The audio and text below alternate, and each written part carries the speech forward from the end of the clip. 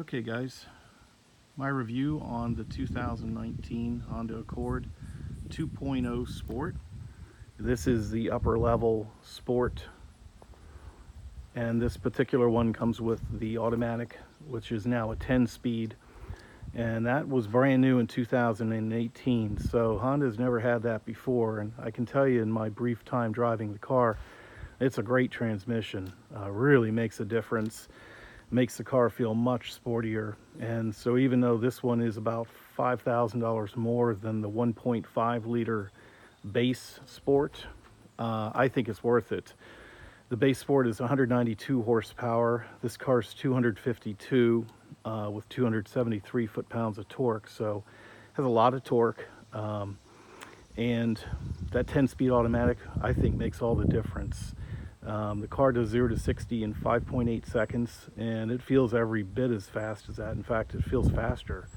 It really moves along, and that's compared to 7.6 seconds in the base 1.5 liter, which is a CVT if you get the automatic in that car. So completely different transmission, and I've never been a fan of CVTs, so that was not a car I could live with for sure. So this one comes in at 31,630 window sticker, and basically the only option on it is the automatic. It does come with the power sunroof standard, and it comes with the 19-inch wheels. And Honda has gone with an LED headlight now, which is a really cool looking headlight, and does a nice job at night, really bright headlights. The black box there in the center is part of Honda's sensing system, which they now have. So this has the adaptive cruise control, which that kind of monitors and keeps you within a certain distance of the car in front of you. Also has lane keeping, which you can adjust. You can adjust both of them, but you can't turn them off. So if you don't love those features, there's not much you can do about it. They're there. I keep them at the lowest setting possible because I like to have control of the car, and I find it a little annoying to have those on, but some people love them. So, and I think a lot of cars are just moving in that direction. So here's the window sticker, 31,630, and it's rated at 22 city and 32 highway. And I'll show you what kind of fuel economy I've been getting since I've been driving it.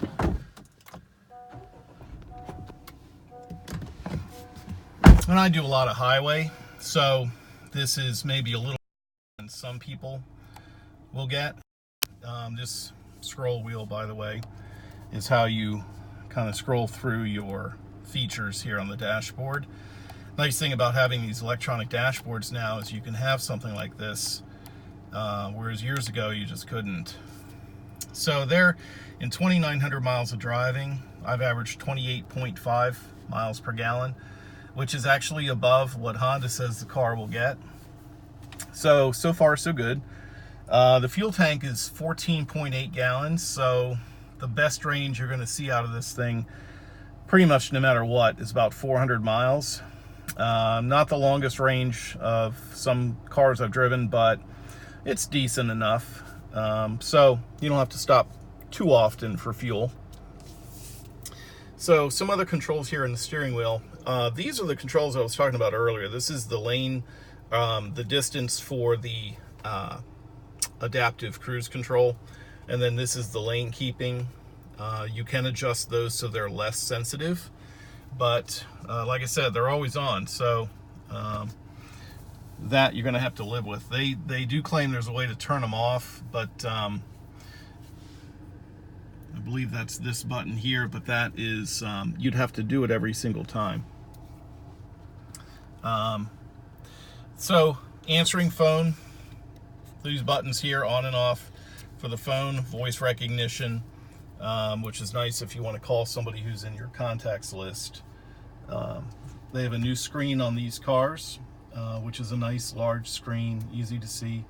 They do finally include Sirius XM radio on these. They used to reserve that only for the upper end cars like the EX and EXL, and they finally started including it on the Sport. which is about time because most other manufacturers have it on even a base model car. So here's your climate control, pretty standard. You can adjust them separately if you want, the temperature. And USB outlet and power outlet. And then gear selector here, no more gear lever. They've gone to a push button. And they do have a sport mode here and econ mode. Econ really relaxes the response time. So if you're in traffic, I don't recommend it because it takes a while for the car to think its way through what you've asked it to do. And there's a couple of screens here to the display. Trip computer. It's kind of nice if you want to keep an eye on your driving. So there's last few drives that I had. It kind of keeps track for you each time you get out of the car. It resets. And overall, fuel economy has been really good. So no complaints there. And the cabin is certainly large enough.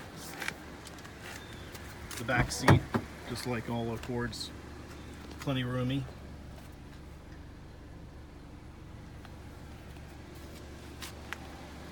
And overall, it's just been a really nice car. It's a nice driver, it rides well, and it's quiet. And I think it has a lot of features for the money. So, just a brief review. In the short time I've been driving the car, I'll have another one as I drive it longer and have more comments. But if you have any questions or comments, please let me know. Thanks for watching.